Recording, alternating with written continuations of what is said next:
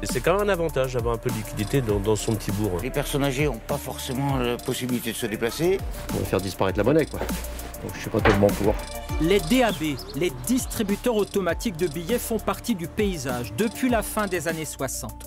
Conçus d'abord pour des retraits d'argent, ils permettent aujourd'hui des opérations comme les remises de chèques ou consultations de comptes. Mais, comme pour les agences bancaires, les DAB sont de plus en plus supprimés, moins 10% en 10 ans. Alors les distributeurs sont-ils au pied du mur, condamnés à se retirer car trop coûteux et pas rentables?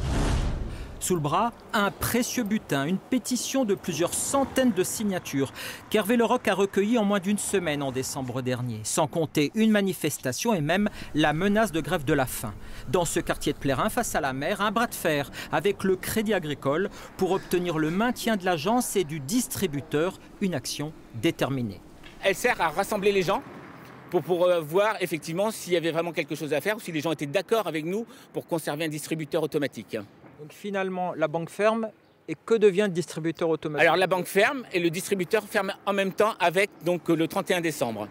Il y a quelques années, une autre agence, celle du Crédit Mutuel, cette fois, avait fermé. Finalement, après la grogne des habitants, seul le distributeur de l'agence va survivre. Mais il sera installé d'ici quelques semaines dans un autre endroit, cette épicerie de proximité. Ouais, ça va. Alors le distributeur, il va se situer directement à l'entrée, là, juste à côté de la cave à vin. Ça va être un petit distributeur comme on peut voir un peu dans les bars. Voilà, c'est quelque chose de très minime, très portatif, avec un minimum d'espèces à l'intérieur. Pour Yann Hulvois, également président de l'Union locale des commerçants, le distributeur est un vrai enjeu. Il est important qu'on puisse proposer à tous les habitants du quartier et aussi aux touristes, puisque c'est quand même un quartier touristique l'été, un point retrait pour éviter qu'ils aillent notamment retirer de l'argent, soit dans le centre de Plérin ou sur un autre quartier, et faire leurs courses ailleurs. À 80 km de là, Châteauneuf-d'Ille-et-Vilaine, 1800 habitants.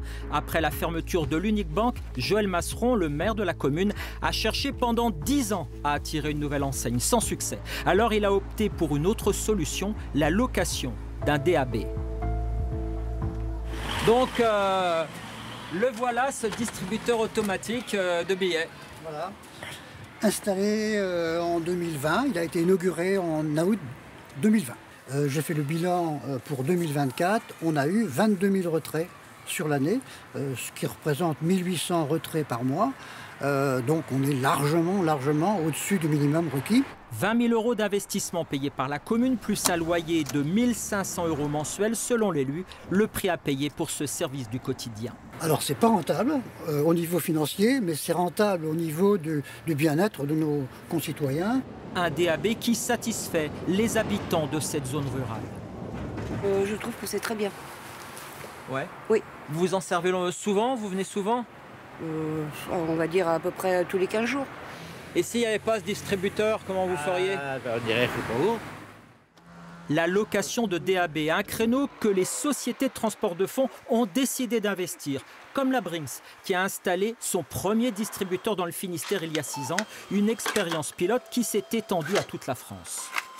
Nous restons persuadés que la liberté des moyens de paiement, c'est un droit fondamental et que dans ce cadre-là, on a un rôle finalement un peu d'acteur social auprès des communes rurales pour sauvegarder l'accessibilité aux espèces. C'est vraiment, c'est un business, mais c'est aussi une mission pour nous. Et le comportement des consommateurs a évolué. Plus d'achats en ligne, recours accru aux applications bancaires et aux paiements sans contact. Par ailleurs, selon la Banque de France, le pays dispose du second réseau de DAB le plus fourni en Europe. 9 Français sur 10 se situent à moins de 15 km d'un distributeur. Le fait de savoir qu'on a un distributeur pas loin est rassurant, même si de fait on n'y va pas très souvent, ce qui est un problème pour les banques, puisque un distributeur, si elles en mettent en place, ça leur coûte beaucoup d'argent, il faut qu'il soit utilisé. À l'avenir, le nombre de distributeurs automatiques de billets va continuer de se réduire. Mais ces automates ne vont pas déserter les villes et les campagnes. Ils vont muter en devenant des DAB multibanques. Ils proposeront aussi de nouveaux services.